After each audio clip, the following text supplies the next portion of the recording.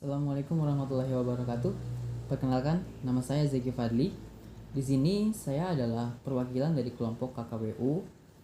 Nah, bersama dengan teman-teman saya di sini bersama dengan Hadi Rahmat Melianto dan Rahmawati dan juga ada Raam Dion dan selanjutnya juga ada Triananda Putra dan satu lagi adalah Nur Octavia.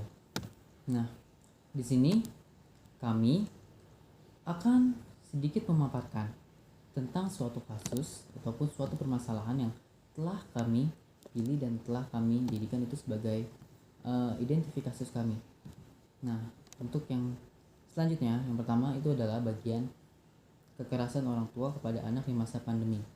Nah, di poin ini akan ada beberapa poin yang akan dipaparkan. Yang pertama itu adalah poin identitas kebutuhan keluarga. Nah, di sini di identitas kebutuhan keluarga di sini nanti akan dipaparkan tentang bagaimana apa dan hal apa saja sih yang dibutuhkan oleh keluarga dan apa yang dirasakan oleh keluarga. Nah, di situ tuh di masa pandemi itu biasanya banyak hal-hal yang dibutuhkan oleh keluarga kan. Baik itu ada yang dirasakan ataupun yang tidak dirasakan. Nanti akan kami paparkan secara lengkap lagi di slide yang selanjutnya. Yang kedua akan ada tentang penetapan program pemberdayaan. Di sini adalah tentang program kami yang kami jadikan ini sebagai suatu hal ataupun suatu uh, akses bagi masyarakat ataupun orang-orang keluarga, terutama di dalam keluarga, dalam pemecahan permasalahan yang harus dilalui di masa pandemi ini. Karena kita tahu semua bahwa permasalahan di masa pandemi ini sangat banyak, dan di sini kami membuat program tentang bagaimana hal baik apa yang harus dilakukan di masa pandemi seperti ini. Selanjutnya adalah merumuskan perencanaan. Di sini kami akan merumuskan perencanaan yang ada. Yang selanjutnya adalah menetapkan lingkup kegiatan. Ada beberapa lingkupan kegiatan-kegiatan yang telah kami lakukan itu pada keluarga. Yang selanjutnya adalah evaluasi program. Nah, evaluasi program ini adalah hal apa saja yang kami harapkan dan kami inginkan setelah program ini telah selesai. Dapat kami lakukan gitu. Nah, selanjutnya studi kasus yang telah kami ambil di sini adalah tentang banyak yang bunuh diri di Jepang selama pandemi COVID-19. Oke, di sini sumbernya itu adalah dari Jakarta CNBC Indonesia. Nah, di sini akan saya bacakan terlebih dahulu ya tentang bagaimana studi kasus itu sendiri. Misalnya jadi jumlah orang yang bunuh diri di Jepang itu meningkat dalam lebih dari satu dekade terakhir itu. Hal ini diakibatkan oleh hadirnya pandemi virus COVID-19 ini selama 1 tahun terakhir. Kementerian Kesehatan dan Kesejahteraan Jepang juga mengatakan Jumat bahwa sebanyak 20.919 orang meninggal dunia karena bunuh diri pada tahun 2020. Angka ini naik 3,7% dari tahun sebelumnya. Nah, perempuan dan anak-anak rentan bunuh diri.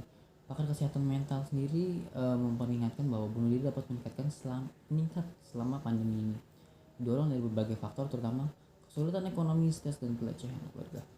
Nah, di sini kenapa permasalahan ini kami angkat? Karena permasalahan ini menjadi hal yang serius dan harus ditangani dengan cepat. Mengapa? Karena masa pandemi ini membuat orang-orang banyak stres. Mereka banyak berpikir bahwa pandemi ini tuh membuat mereka banyak kekurangan ini, banyak kekurangan itu, banyak permasalahan yang telah muncul selama masa pandemi ini. Yang terutama dari masalah keluarga sendiri ya. Bagi kita semua ya, bagi keluarga, dalam suatu keluarga pasti kita membutuhkan banyak kebutuhan yang harus dipenuhi. Nah, hal ini menjadi wajib karena memang kita hidup ya pasti membutuhkan makan, kita membutuhkan minum, kita membutuhkan berbagai hal ataupun bayar cicilan rumah ataupun yang lainnya. Nah, di sini ketika seseorang di masa pandemi ini mereka harus di PHK, mereka diputus kerja oleh perusahaannya. Di sini ya pasti mereka akan kebingungan bagaimana mereka bisa mendapatkan uang jika mereka tidak memiliki pekerjaan. Nah, rata-rata mereka tuh tidak memiliki inovasi, tidak memiliki kreativitas. Mereka hanya ketika mereka diputus kerja mereka hanya menganggur dan mereka tidak tahu harus apa. Nah, disinilah kami akan membahas tentang pemrograman nanti yang selanjutnya di slide selanjutnya itu.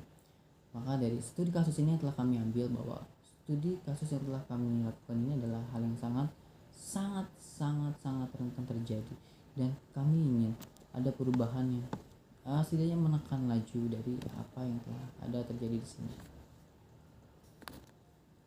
Yang selanjutnya itu adalah identitas kebutuhan keluarga. Nah, dalam suatu keluarga kita bisa pasti membutuhkan suatu kebutuhan. Nah, di sini tuh ada analisis kebutuhan yang dirasakan. Analisis yang dibutuhkan dirasakan tuh seperti kita membutuhkan makan, kita membutuhkan minum, kita membutuhkan tempat tinggal, yang seperti itu. Kita dapat merasakan hal itu karena memang kita butuh itu. Nah, hal ini harus dipenuhi setiap harinya, setiap waktu harus dipenuhi.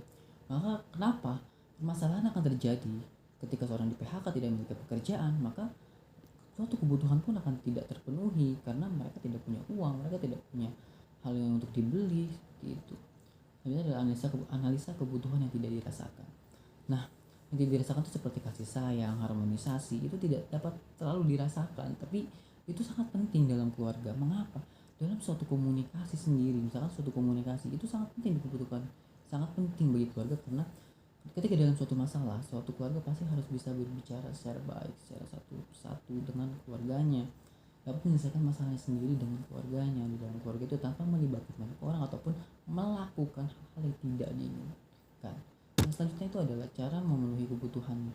Nah, di sini tuh adalah bagaimana cara memenuhi kebutuhannya sendiri. Nah, seperti apa di masa pandemi ini?